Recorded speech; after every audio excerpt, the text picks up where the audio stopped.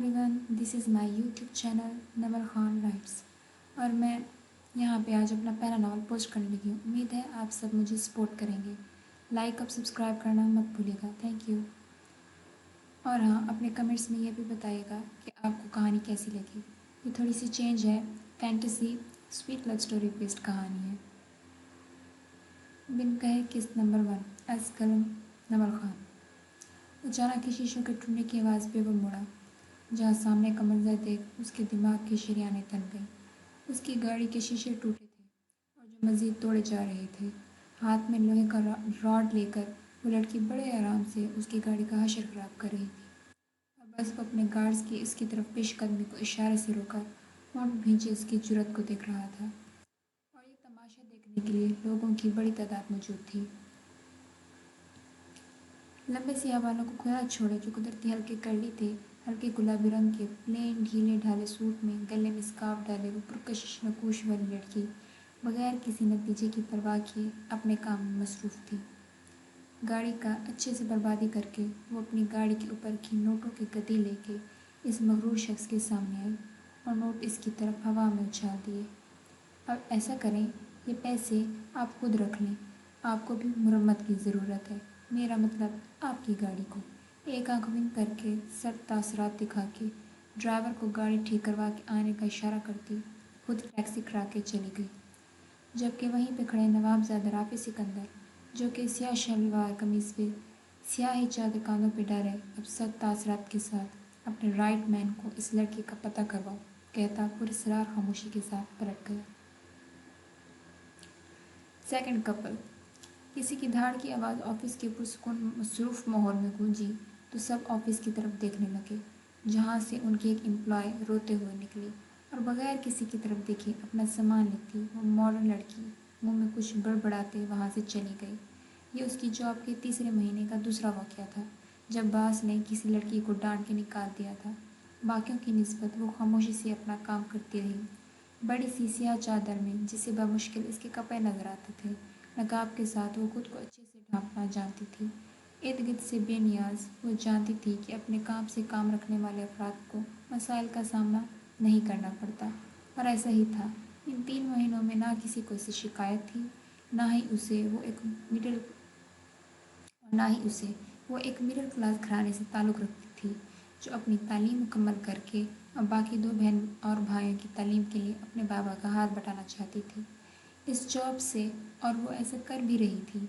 वो अपनी ज़िंदगी से मुतमईन हयात ज़ारा थी, जिसने इंतहाई महजब और शुक्र करने वाले घराने में आँख खोली थी, जो अपने मसाइल खुद हल करना पसंद करती थी और दूसरों के भी। और फिर वो एक शख्स के मसलों में ही फंस के रह गई, जो था यावर वली खानज़ादा। और वह शख्स दुनिया से बेनियाज था और हयात ज़ारा का बॉस था। अंदर ऑफिस में बैठा यावर वली अब पुरसुकून बैठा था, जैसे कुछ हुआ ही ना हो। वो अपनी इस नई एम्प्लॉय को उसकी औकात याद दिला चुका था। इसके लिए इस दुनिया में बस उसकी 5 साल की बेटी ही अहम थी और कोई रिश्ता था भी नहीं। वो इसके आगे हर चीज़ फरामोश कर सकता था। ऑफिस में जाती वो प्यारी बच्ची जो किसी गुड़िया की तरह थी, हमेशा की तरह उसकी तवज्जो अपनी तरफ कर गई और बेख्तियार हयात के चेहरे पर मुस्कुराहट दौड़ गई, जिसे आते देख यावर वली अपनी जगह से उठकर उसकी तरफ दौड़ा। इसकी बेटी उसकी ज़िंदगी थी, ऐना जो अपने बाबा के प्यार करने पर अब हंसे जा रही थी। जोया शाह इस अमीरजादे की गाड़ी का हशर करने के बाद अब पुरसुकून थी। हालांकि वो जानती थी इसकी गाड़ी का नुकसान करने वाला वो नहीं, बल्कि ये उसके ड्राइवर की गलती थी। उसे गाड़ी के नुकसान का अफसोस भी ना था। उसे इस वक्त बस इस अमीरजादे के इस मगरूर रवैये पर गुस्सा आया था, जिसने माजरत की बजाय नोटों की गड्डी उसकी गाड़ी पर फेंक कर उसका दिमाग खराब कर दिया था। शायद उसे जल्दी थी, पर ऐसी भी क्या जल्दी कि बंदा तहजीब भी भूल जाए। खैर, वो भी अच्छा सबक सिखा के आई थी। होता रहे वो भी अमीर, वो भी मुल्क के अमीर तरीन बिजनेसमैन रहमत शाह की इकलौती औलाद थी, जो बदतमीज़ ना थी, असूल पसंद प्रैक्टिकल लड़की थी, जिसकी ये खूबी थी या खामी कि उसे किसी चीज़ से डर न लगता था। वो कर गुजरने वाली थी। नवाबजादा राफी सिकंदर को आज वो चटांग भर की लड़की अच्छा खासा डिस्टर्ब कर गई थी, जिसने आज सड़क पर उसका तमाशा बना के रख दिया था। वो अपनी सियासी पोजीशन की वजह से उसे फौरी सबक भी ना सिखा सका, मगर वो इसकी अकल ठिकाने रखने का इरादा रखता था। एक घंटे में इस लड़की की सारी मालूमात इसकी मेज़ पर थी और वो इस लड़की के अच्छे खासे बैकग्राउंड के बावजूद भी उसे अगवा करवाने का हुक्म दे चुका था। इसकी आंखों की वहशत इस वक्त इसके अमले को गूंगा किए हुई थी। सब जानते थे अगर किसी से कोई बात हुई तो इस लड़की का सारा गुस्सा राफे सिकंदर उस पर निकालेगा। लिहाजा सब बस अपने काम में मसरूफ़ इसकी तरफ से खुद को महफूज रखने के लिए विरत कर रहे थे। जोया जो कि अपने हुलिये से कहीं से भी अमीर ज़ादी न लगती थी, ना ही इसमें लड़कियों वाली कोई खूबी थी। वो अपनी ज़ात में मलंग लड़की जी जान से सोशल वर्क में मसरूफ़ रहती थी। आज भी वो तैयार खुद ड्राइव करती अपने एनजीओ की जानिब गामजन थी जब आगे पीछे से दो गाड़ियों ने इसका रास्ता रोक लिया और बगैर संभलने का मौका दिए नकाबपोश उसे अपने साथ ले गए। राफे सिकंदर जो अपने काम में मसरूफ़ था, मतलूबा मैसेज के फ़ोन पर मिलते मंजिया मुस्कुराते हुए बोला, जोया शाह, मुलाकात का वक्त हुआ चाहता है। उसका इरादा उसे एक दिन कैद में रख कर ड्रा कर माफ़ी मंगवा कर उसकी अकड़ ख़त्म करके छोड़ने का था, तो वो कल इससे मिलने का सोचता दोबारा काम में मसरूफ़ हो गया। उसे कभी लड़कियों में दिलचस्पी ना थी, इस काफ़ी चिढ़ थी उनसे, इसलिए वो हमेशा उनसे फासला रखता था, मगर अपनी ताकत का गरूर उसे किसी को बिना बख्शने देता था। इधर जोया शाह को मतलूब जगह पहुंचा दिया गया, जहां वो खुद को छुड़ाने के लिए मुज़ाहिमत के साथ मौजूद लोगों को खूब धमकाए जा रही थी। तभी उसे एक कमरे में बंद कर दिया गया। वो रोज़ की तरह आज भी अपने काम में मसरूफ़ थी। ऑफिस में कम लोग थे क्योंकि ये लंच टाइम था कि उसे ऐना की आवाज़ आई जो रो रही थी। शायद हयात ज़हरा को परेशानी हुई तो उसे देखने के लिए उठी। आवाज़ कैबिन से आ रही थी, जबकि यावर वली तो मीटिंग रूम में था, तो फिर ऐना किसके पास थी? ये देखने के लिए जैसे उसने ऑफिस का दरवाज़ा खोला, इसके चेहरे पर नागवारियत उभरी। ऑफिस का क्लर्क ऐना को बार बार अपने पास बुला रहा था, जबकि ऐना रोती इससे दूर भाग रही थी। नो नो नो, मुझे नहीं आना आपके पास, बाबा पास जाना है।